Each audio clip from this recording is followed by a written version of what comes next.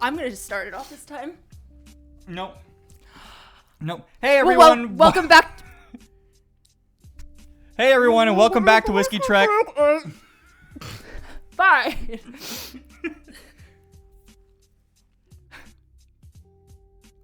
Hey, everybody, and welcome back to Whiskey Trek. My name is Jackson. And I'm Natalie. And today we've got something I've looked forward to for a long time. Something that I thought I might never get.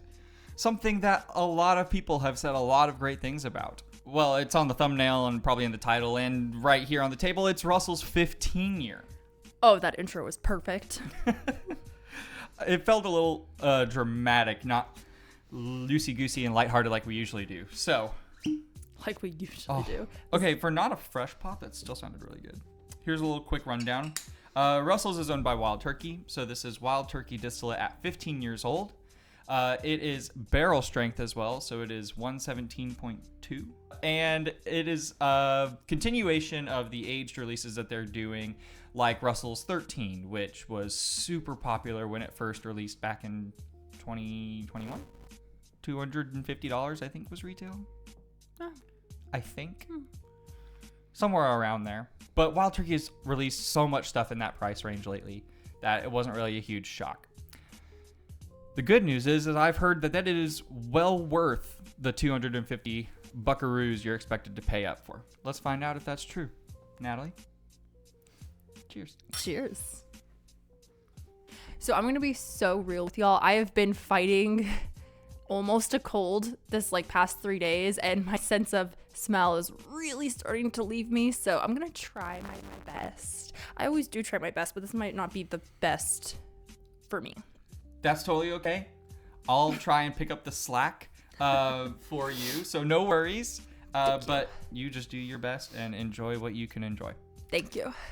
Starting off on the nose, bright sour cherry, yes. Oak, a little bit of that chalky fruit note that I've talked about before. Yes, you have. It's drying. I think a lot of that has to do with the oak. There's this really awesome tobacco note on the nose, as well as really rich leather. It doesn't have a lot of baking spice.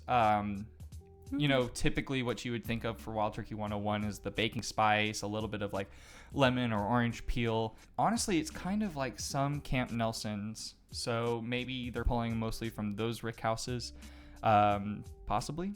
I don't know if that's confirmed or not. That's just kind of my hunch. So take that with a grain of salt. It's the internet, you know. You know. We taste it now. Yes, we can. I'm sorry. I just really enjoy smelling it. I know. That was very interesting. That just went on and on. First whiskey of the day. Wow. Okay, I'm going to take a stab at this. It could be because there was a Christmas tree right in front of us, but I got a little piney at the end. I don't get pine necessarily. It's a lot sweeter than you'd expect.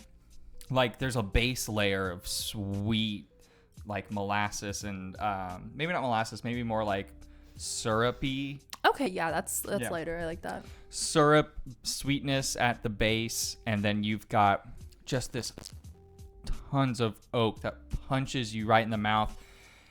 And in between all of that are these awesome fruit notes that weave in and out on the palate. It's also so good on mouthfeel. Oh yeah. It feels amazing, and the texture, the viscosity is fantastic. This is a flavor dump throughout the palate, front, mid, back, and finish. Absolutely, yeah. My Russell's 13 that I've got is a batch 4, if I'm not mistaken. And it is dominated by this sour cherry note, which I love, and I think that is so interesting. But this is so much darker than that. So you got that Luxardo with the syrup that it sits in. Mm-hmm. I think that's almost exactly what this is. This tastes like if you barrel aged and proofed it up to barrel proof at 117. I'll be honest though, this drink's a little lower than 117, even for the first whiskey of the day. Wow. I think a lot of the punch doesn't come from ethanol. It comes from that oak tannin, that presence of drying on your palate, you know? Yeah, that's true. That is important to note. It's not ethanol forward at all. It's not offensive or harsh in any sense of the imagination.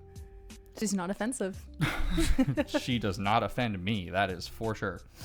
Okay, on the nose, going back, I almost get like a blueberry note. Okay. That's a pretty good one. Definitely would not, like, I had to reach for it, but I can find it. We do a best of the year at the beginning of January every year. And this will be in that blind that I set up. It's $250 if you can find it at MSRP. It's worth $250. This is just incredible stuff. This is so good. You don't have to be a whiskey nerd to love it. If you are a whiskey nerd, you will be in love with it for sure. Here's the thing. This is as complex and interesting and full of flavor and just outstanding as much as a lot of George T. Staggs. Wow.